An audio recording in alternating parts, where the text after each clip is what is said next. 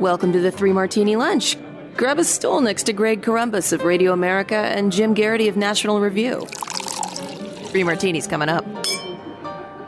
So glad you're with us for the Tuesday edition of the Three Martini Lunch. We do not have a good martini yet again today, but we do have three very important martinis as it relates to the end of the U.S. military presence in Afghanistan, the ongoing peril for Americans, green card holders, Afghan allies that remain in Afghanistan, and just how this administration is handling all of this. So grab your stool, it's ready for you, and we're, again, very glad you're with us. Jim, today was officially the deadline to be gone. The U.S. military left, I believe, 1 minute before midnight Afghanistan time on Monday.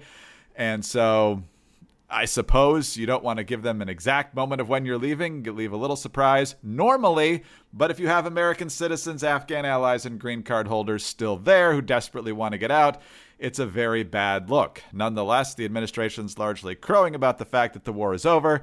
Biden did not speak publicly yesterday. He's supposed to do so this afternoon.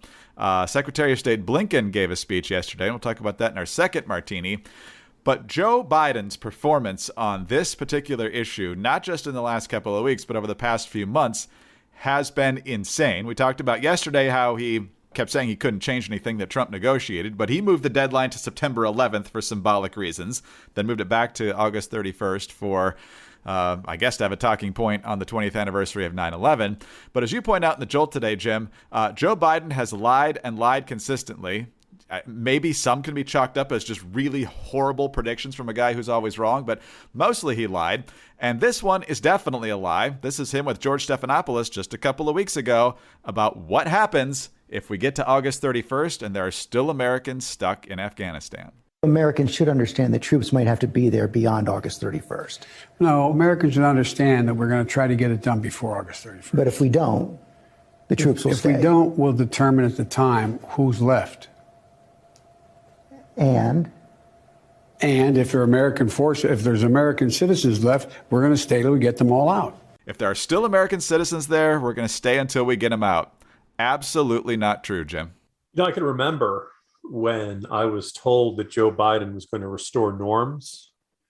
He was going to restore dignity and honor to the office, and we were going to be more respected in the world. And that has not come to pass as we bring August to a close.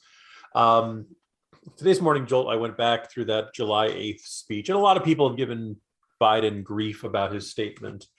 The likelihood there's going to be the Taliban overrunning everything and owning the whole country is highly unlikely. And the president deserves grief for that. There's a lot more things he said in that speech that have now become a whole bunch of promises, a whole bunch of pledges that have been broken in that really less than 2-month period. He said our drawdown would proceed in a secure and orderly way. You know, when guys are falling from the landing gear, it is not a secure and orderly way. He pledged we provided advanced weaponry, this is to the Afghan army, and we're going to continue to provide funding and equipment, and we'll ensure that they have the capacity to maintain their air force. That was a lie at that moment because we'd already yanked our support for the U.S. Air Force. For the Afghan Air Force, they could not get airborne. There was no U.S. air support for the Afghan fighters on the ground. Biden declared that he had assured President Ghani that U.S. support for the people of Afghanistan will endure. We will continue to provide civilian and humanitarian assistance, including speaking out for the rights of women and girls. Women and girls cannot go out on the street in Afghanistan right now because the Taliban has openly said their soldiers do not know how to interact around women. They are not ready for it. They cannot handle it yet.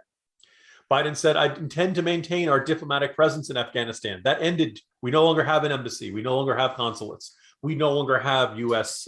Any diplomatic facilities in there. Biden said, we're going to continue to work for the release of detained Americans, including Mark Freerichs, so that he can return to his family safely. Mark Freerichs is still in Taliban custody. And perhaps most egregiously, Biden said, we're going to continue to make sure that we take on the Afghan nationals who work side by side with U.S. forces, including interpreters and translators. Our message to those women and men is clear. There is a home for you in the United States if you so choose, and we will stand with you just as you stood with us. The administration and its policies have abandoned tens of thousands of them. In likelihood, many of them will be tortured and executed by the Taliban. the idea that this is some sort of victory, the idea that this is some sort of moment where the Biden administration and Biden can walk around with their heads held high is just otherworldly.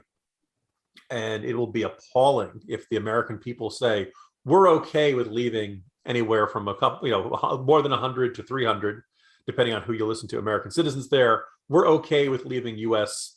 green card holders there. We're okay with abandoning Afghan allies who stood with us. And oh, by the way, right before we started taping, I was able to got this from my reader who's trying to get his people out.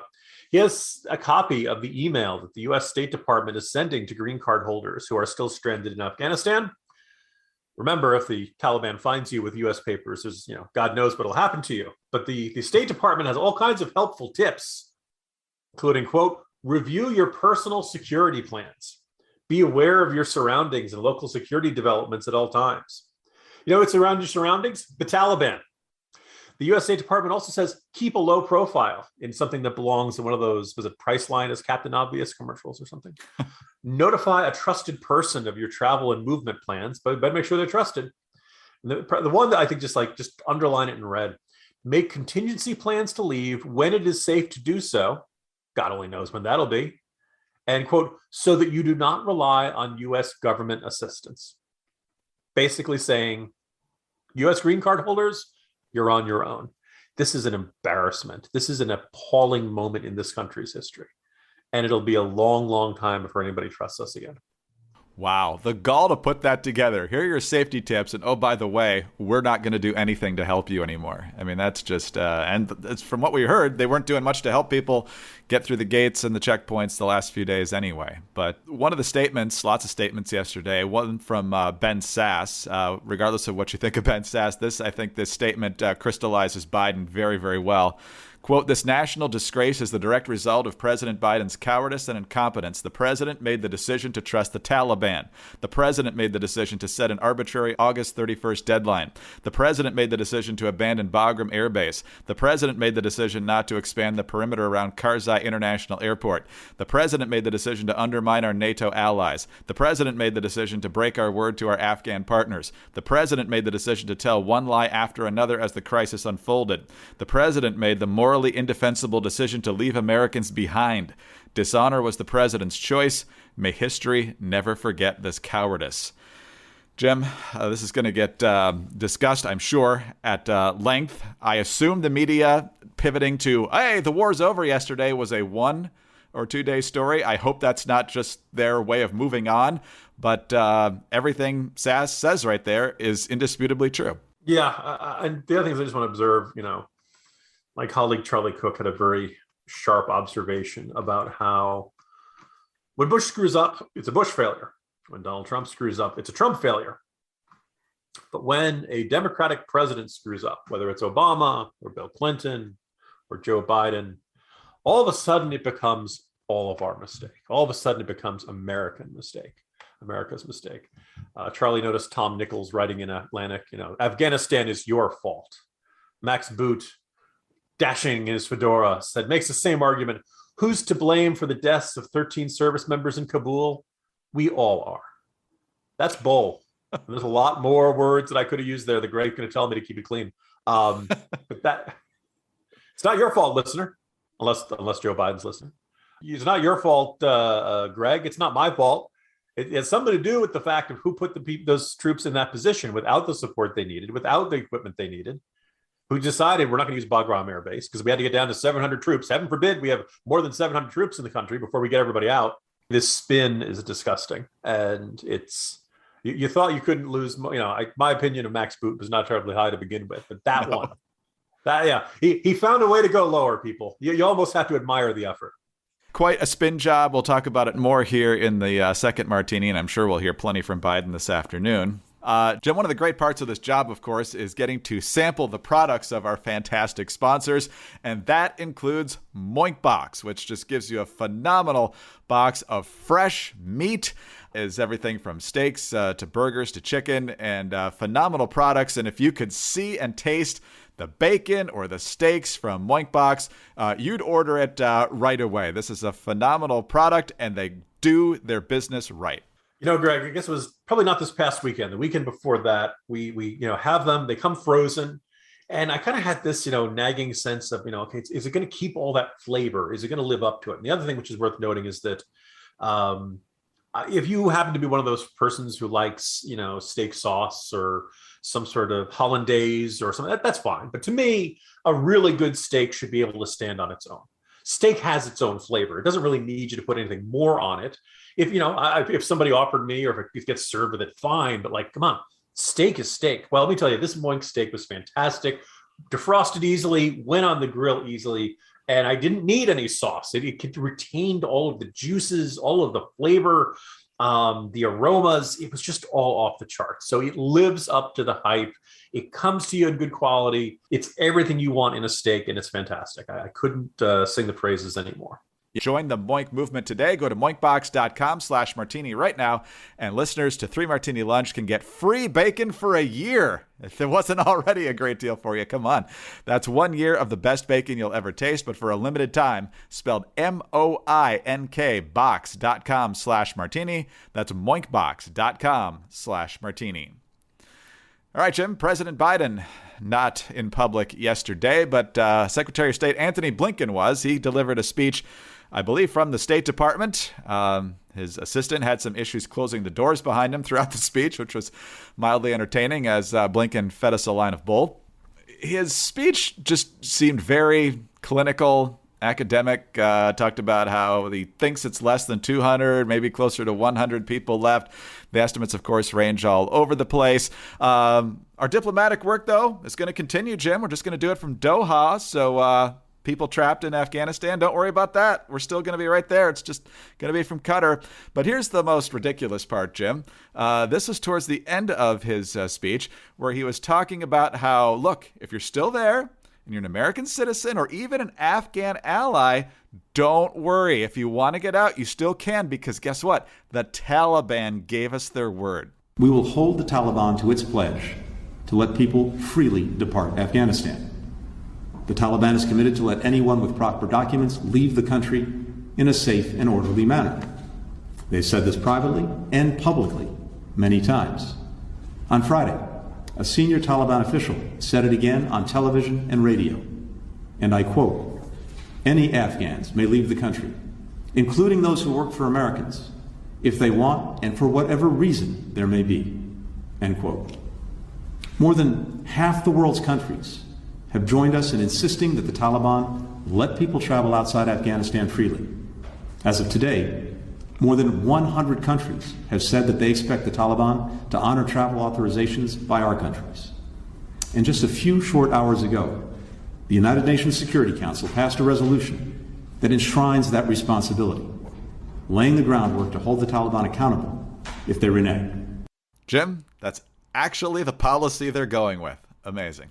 Yes, this is the same Taliban who broke their promise to not target civilians, broke their promise to keep freed prisoners off the battlefield, broke their promises to cut ties with Al-Qaeda, broke their promises to respect women's rights, and broke their promises to not threaten and assault journalists. So why you would expect the Taliban to keep their word on any future agreements is beyond me. I do think that there's a small possibility here. I heard some people describing Blinken's appearance yesterday as looking like something out of a hostage video. I don't know if I would have characterized it quite that way, but there have been a few moments where we've heard reports of Blinken being less than thrilled with certain directions. But before, it was mostly on China policy. And maybe these were, self-leaking or allies of Blinken who wanted to make him look tougher compared to the rest of the administration. I don't know.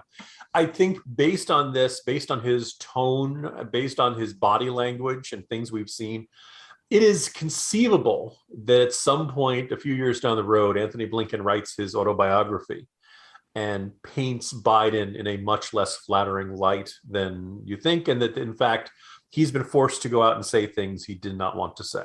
I don't know if that's the case. I don't, he always has the option of resigning, and he has not chosen to do that at this point. So I'm not completely convinced of that. But that having been said, there are a lot of things about Blinken that just seem like a man who's in a situation he never wanted to be in.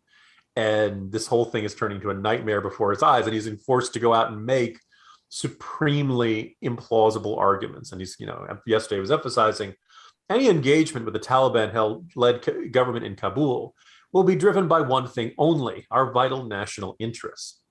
If we can work with the new Afghan government in a way that helps secure those interests and in a way that brings greater stability to the country and region and protects the gains of the past 2 decades, we will do it.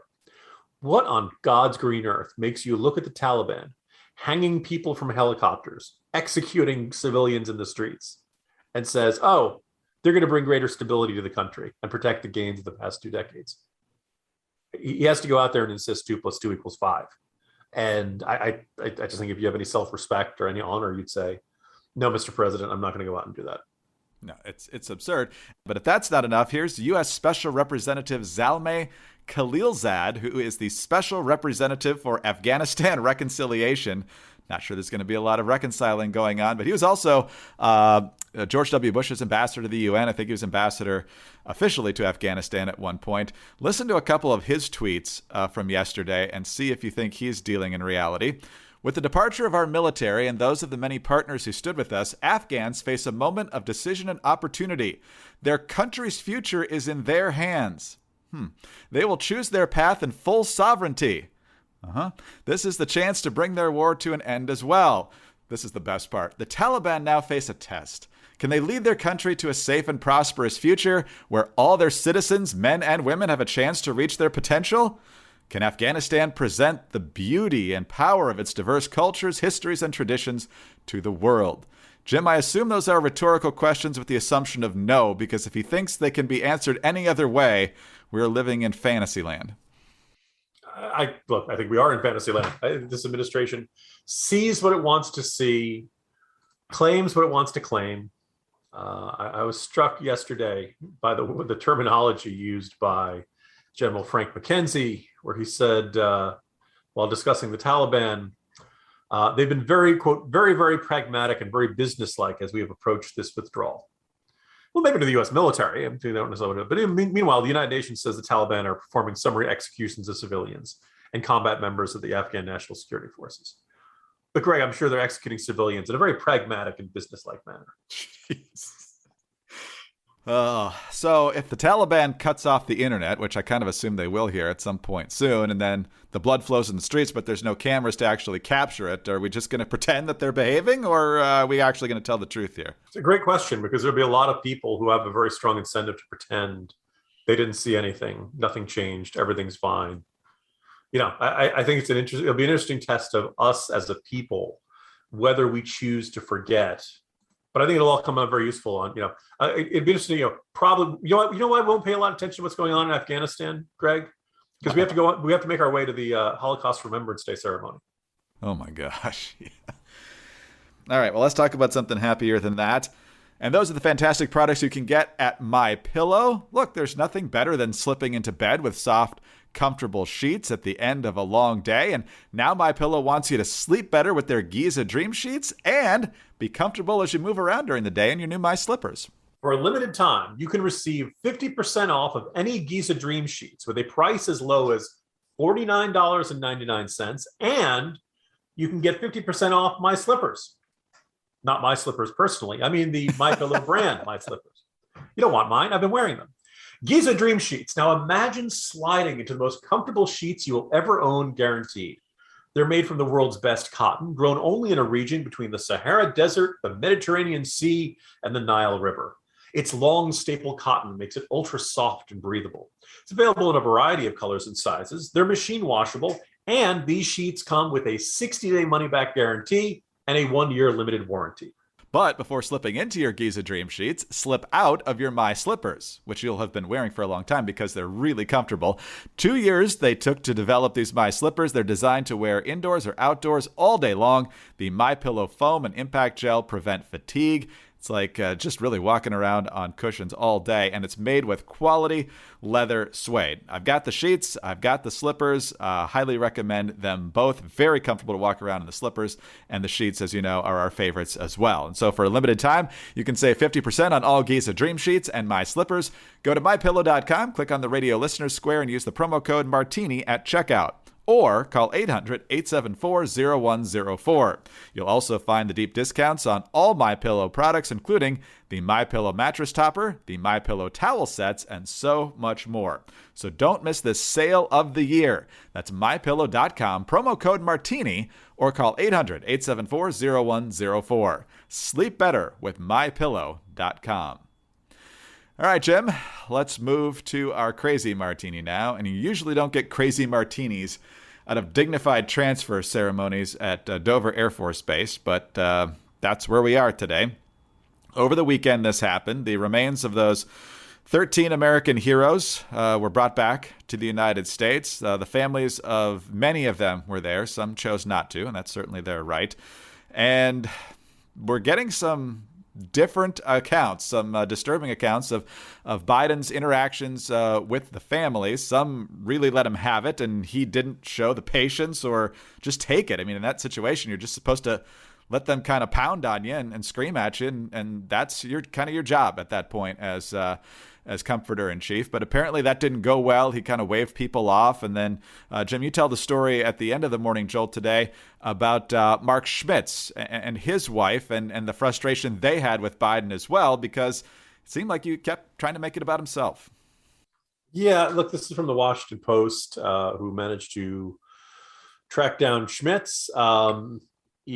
Let's begin with all the caveats. These are always going to be difficult moments. These are always going to be emotionally intense interactions. And I think we can only imagine what it's like to be a president, to order people into harm's way, to see them slain, and then have to look those parents in the eye and know that ultimately your orders are why that person did not come home and came home in a flag-draped casket. But this is from the Washington Post article, and it says, so on that dreary morning, Mark Schmitz and his ex-wife were approached by Biden after he talked to all the other families. But by his own account, Schmitz glared hard at the president, so Biden spent more time looking at his ex-wife, repeatedly invoking his own son, Beau, who died years ago. Schmitz did not want to hear about Beau. He wanted to talk about Jared. Eventually, the parents took out a photo to show to Biden. I said, don't you ever forget that name. Don't you ever forget that face. Don't you ever forget the names of the other 12, Schmitz said, and take some time to learn their stories. Biden did not seem to like that, Schmitz recalled, and he bristled, offering a blunt response, I do know their stories. Now, this is only according to Schmitz's account. I suppose Biden's memory of the interaction could be different. I suppose we're only going to, that having been said, Biden got a lot of grief about looking at his watch during the ceremony. Now, I don't know whether Biden thought it was running long or whether he was thinking about the timing of when he was going to meet with the family. I don't know what it is. I do know, by the way, that when George H.W. Bush looked at his watch during a debate back in 1992, it was considered a war crime. It was, oh my goodness. Oh, how can he, you got somewhere else to be? Biden does it at the, transfer of remains ceremony, and all of a sudden this is something. My colleague Charlie Cook said this on when we were taping Editors earlier today, and I think Bill McGurn is actually in the Wall Street Journal also says this today. Speaking of Biden, McGurn wrote, he also dodges the hard question by constantly insisting the issue in contention is his decision to leave rather than the deadly hash he's made of it. And he bizarrely keeps invoking his son, the late Major Beau Biden, a Delaware Army National Guard lawyer who served honorably in Baghdad and whose early death from brain cancer was tragic, but has nothing to do with Afghanistan, much less the 11 Marines, Navy corpsman and Army soldier killed in yet Thursday's suicide bombing. Mr. Biden is not a Gold Star father, and he should stop playing one on TV. The other thing I would add is that you can find comments from Biden in the past where he believes Beau Biden's brain cancer was caused by his exposure to burn pits in Iraq. I know some folks who have had serious health issues, generally lung and respiratory issues, because of their exposure to burn pits. If you're not familiar with what burn pits are, when you have a base out in the middle of the desert of Iraq or something like that, you don't really have sanitation services. There's not a garbage truck that comes along. So what they do is they dig a big hole and they throw their trash in there and they burn it. And you can only imagine all kinds of, fumes and toxins and God knows what other kind of stuff is in that smoke. And if you're around it, the possibility you inhale it, and the idea of it causing cancer is not the craziest thing in the world, but I think it's also very important to emphasize it is by no stretch of the imagination proven. This is ultimately Biden's theory that his son died because of his deployment to Iraq. One, I don't think any of the families of the servicemen of the 13 who were killed in Afghanistan in the last week want to hear about that. Two, I don't think Joe Biden's belief that he's the moral equivalent of a Gold Star father makes him a Gold Star father. And we have kept here. I just, I wrote about this today in the Morning Jolt, and I said, President Empathy strikes again. We've been hearing a lot about how empathetic Joe Biden is all during the 2020 campaign. We kept hearing Biden, Biden's empathy. Oh, he relates to people with tragedy and stuff.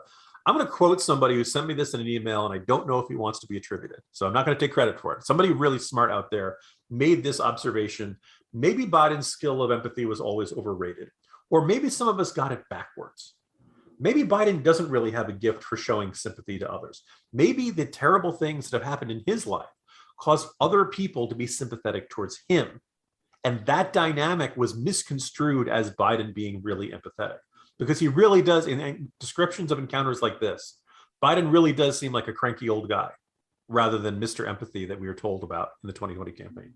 Well, I can't pretend to have been or be in the position of him or anyone who's lost a child, certainly. But as far as the empathy argument goes, it does seem to show up at times that are politically advantageous to him. I will say that. And it's been very stark about how little it's been available in this particular crisis. But we'll see what happens going forward. I have a feeling you and I are going to be dissecting this Biden speech in some level tomorrow, perhaps extensively. But rest up until then, and I'll see you tomorrow. See you tomorrow, Greg. Jim Garrity of National Review. I'm Greg Corombos of Radio America. Thank you so much for being with us today. Please subscribe to the podcast if you don't already. Let your friends know about us as well. We're very grateful for your 5-star ratings and your kind reviews. Those are a huge help to us.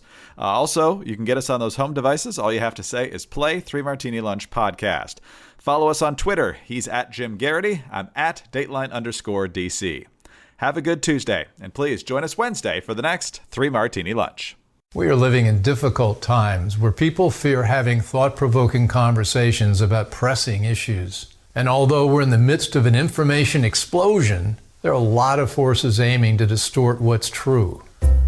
I created The Bill Walton Show to provide a forum for in-depth, thought-provoking conversations with leaders, artists, entrepreneurs, and thinkers.